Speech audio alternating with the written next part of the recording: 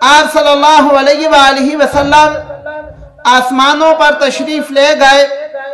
پہلے آسمان پر پاک پیغمبر صلی اللہ علیہ وآلہ وسلم کا تعارف حضرت آدم علیہ السلام سے ہوا۔ دوسرے آسمان پر آپ صلی اللہ علیہ وآلہ وسلم کی ملاقات عیسیٰ علیہ السلام سے ہوئی۔ تیسرے آسمان پر آپ صلی اللہ علیہ وآلہ وسلم کی ملاقات یوسف علیہ السلام سے ہوئی۔ چوتھے آسمان پر آپ صلی اللہ علیہ وآلہ وسلم کی ملاقات حضرت ادریس علیہ السلام سے ہوئی۔ پانچویں آسمان پر حضرت ہارون علیہ السلام سے آپ کی ملاقات ہوئی۔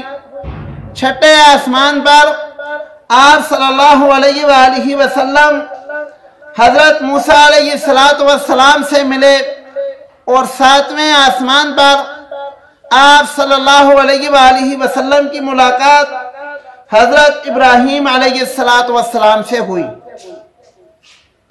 ان میں تمام انبیاء نے آپ صلی اللہ علیہ وآلہ وسلم کو سلام بھی کیا، مرحبا بھی کہا۔ حضرت موسیٰ علیہ السلام کے بارے میں آتا ہے، حدیث کے کتب میں لکھا ہوا ہے کہ حضرت موسیٰ علیہ السلام جب آپ صلی اللہ علیہ وآلہ وسلم ان کے پاس سے گزرے، آگے جانے لگے، تو وہ یہ فرمانے لگے کہ یہ وہ پیغمبر ہے جس کی امت تعداد میں میری امت سے زیادہ ہوگی، اور یہ وہ پیغمبر ہے جس کی امت میری امت سے پہلے جنت میں جائے گی۔ آپ صلی اللہ علیہ وآلہ وسلم ساتوں آسمانوں سے اوپر جب گئے، وہاں پر بیت المعمور کو آپ صلی اللہ علیہ وآلہ وسلم کے سامنے لایا گیا۔ آپ صلی اللہ علیہ وآلہ وسلم نے جبرائیل سے پھر پوچھا کہ یہ کیا ہے؟ تو حضرت جبرائیل علیہ السلام فرمانے لگے، اے اللہ کے رسول، یہ بیت المعمور ہے، فرشتے اس کا طواف کرتے ہیں، اور علماء نے یہ بات بھی لکھی ہے کہ بیت المعمور آسمانوں کے اوپر ٹھیک اسی جگہ پر واقع ہے جہاں پر بیت المقدس واقع ہے۔ بہرحال جبرائیل علیہ السلام بتانے لگے کہ یہ بیت المعمور ہے اور فرشتے اس کا طواف کرتے ہیں۔ ایک دن میں 70,000 فرشتے طواف کرتے ہیں، اور جو فرشتہ ایک دفعہ طواف کر لیتا ہے اس کی دوبارہ قیامت تک باری نہیں آئے گی۔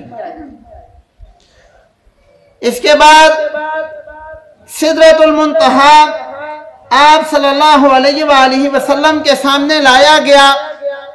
سدرہ کے عام الفاظ میں اگر ہم معنی کریں تو بیری کو کہتے ہیں، اور یہ سدرۃ المنتہا یہ وہ جگہ ہے جس کو ہم اپنی زبان میں ایک طرح کا اسٹیشن کہہ سکتے ہیں۔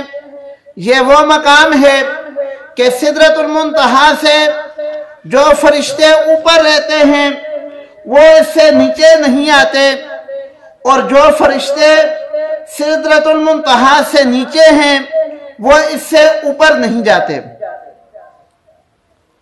اللہ رب العالمین کا پیغام لے کر آنے والے فرشتے یہ سدرۃ المنتہا تک آتے ہیں، پھر سدرۃ المنتہا میں دوسرے فرشتے وہ پیغام آگے لاتے ہیں، تو یہ سدرۃ المنتہا ایک اسٹیشن کا کام کرتا ہے۔